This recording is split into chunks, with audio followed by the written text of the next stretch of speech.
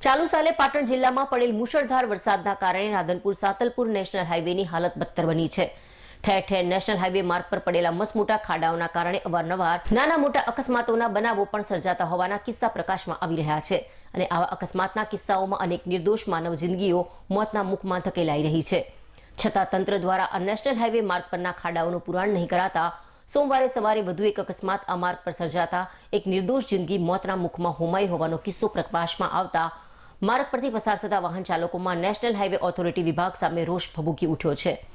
સોમવારે વહેલી સવારે સાંતલપુરના નેશનલ હાઈવે માર્ગ પર રોજુ નજીકની ગોડાઈ પાસેથી પસાર થતા પ્લાસ્ટિકની બેગોમાં ભરેલ માલ સામાન સાથેનું ટેલર નંબર RJ09GC 9089 માર્ગ પરના ખાડામાં પટકાતા ટેલર ચાલકે સ્ટીયરિંગ પરનો કાબુ ગુમાવતા ટેલર રોડ પર પલટી મારી જતા ગંભીર ઇજાઓના કારણે ચાલકનું મોત નીપજ્યું હતું।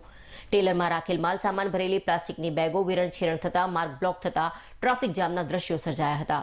બનાવની જાણ પોલીસે થતા પોલીસે ઘટના સ્થળે પહોંચી અકસ્માતગ્રસ્ત ટેલર સહિત માલ સામાન ભરેલી પ્લાસ્ટિકની બેગો રોડ પરથી દૂર ખસેડી ટ્રાફિક ખુલ્લો કરી અકસ્માતમાં મૃત્યુ પામેલા ચાલકનું પંચનામું કરી લાશને પીએમ અર્થે ખસેડી આગળની કાયદેસરની કાર્યવાહી હાથ ધરી હોવાનું જાણવા મળ્યું છે।